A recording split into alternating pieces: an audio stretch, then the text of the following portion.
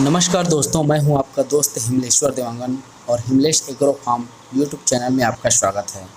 आज का वीडियो उन किसान साथियों के लिए बहुत ही खास होने वाला है जो मुर्गी पालन प्रारंभ करना चाह रहे हैं या उन किसान साथियां जो कम मात्रा में मुर्गी पालन कर रहे हैं और अपने इस व्यवसाय को आगे बढ़ाना चाह रहे हैं। जब ज़्यादा मात्रा में हम मुर्गी पालन करते हैं तो जैसे मुर्गी बच्चे देती है, खुद से चराती है, उसका ब्रूडिंग करती है, तो ये एक प्राकृतिक तरीका होता है। परंतु अब जब हम ज़्यादा मात्रा में मुर्गी पालन करते हैं तो चूजे को हमें ब्रूडिंग करना पड़ता है। और जैसे आप नए किसान साथियाँ हैं जो मुर्गी पालन कर रहे हैं, तो उसके लिए यह वीडियो है कि चूजे लाने से पहले हमें ब्रूडिंग के लिए कौन कौन सी तैयारी करनी पड़ती है। चूजे लाने से पहले हमें ये सारी तैयारियां हमें करके रखनी पड़ती है ताकि फार्म में जब चूजे लाते हैं तो उसकी मोर्टेलिटी ना हो।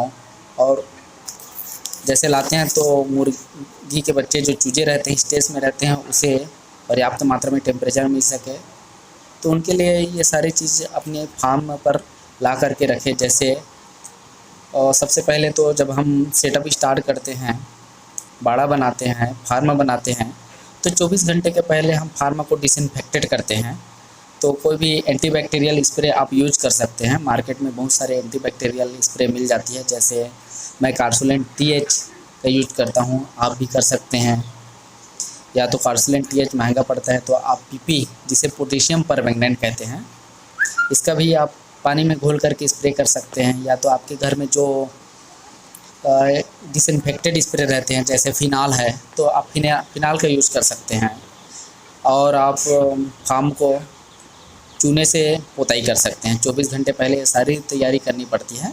उसके पश्चात जब आप चूजा लाने जाते हैं तो उसके पहले इन सारी चीज़ों को आप अपने फार्म में इकट्ठा करके रखना है, उसको सेटअप बना के रखना है। सबसे पहले अपने फार्म में लकड़ी का बुरादा रखना है या धान का छिलका जो आपके एरिया में अवेलेबल हो। ये हमें चूजे को रखने के लिए बिछावन की आवश्यकता होती है।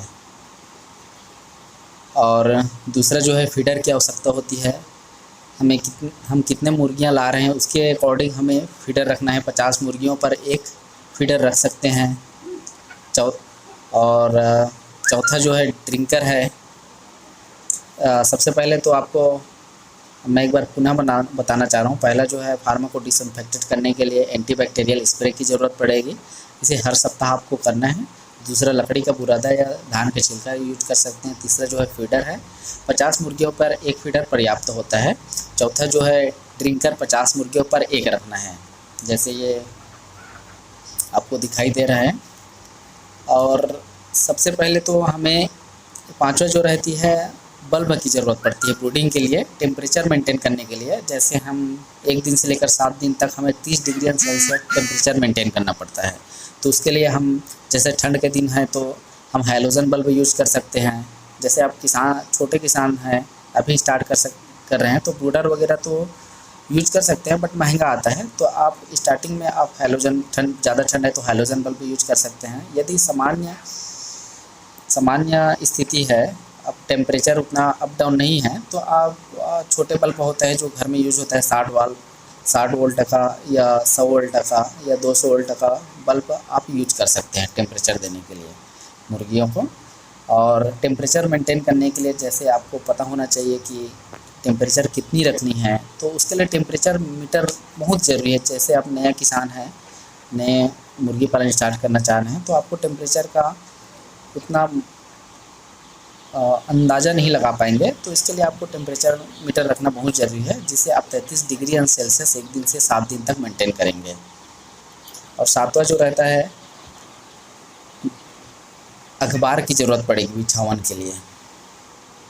आठवां, इमरजेंसी लाइट। यदि लाइट चली जाती है तो चूजे एक जगह इकट्ठा हो जाते हैं और इकट्ठा होकर एक दूसरे में दबकर मर जाते हैं। तो इसके लिए हमें कम से कम एक इमरजेंसी लाइट रखना बहुत ज़रूरी है, ताकि लाइट मिलती रहे और एक जगह इकट्ठा ना हो चूजे।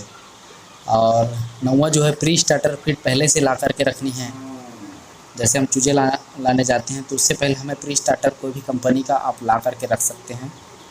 और चूजे लाने के बाद हमें गुड़ पानी पिलाना होता है उसके स्ट्रेस फ्री करने के लिए। जैसे चूजे लाते हैं तो बहुत दूर से ट्रेवलिंग करके आती है, तो उसको स्ट्रेस फ्री करने के लिए हम गुड़ का पानी या इलेक्ट्रॉल पाउडर या सोडा का पानी यूज कर सकते हैं। लेकिन मैं प्रेफर करूँगा कि आप गुड़ का पानी यूज करें 100 वर्ड पे 30 ग्राम।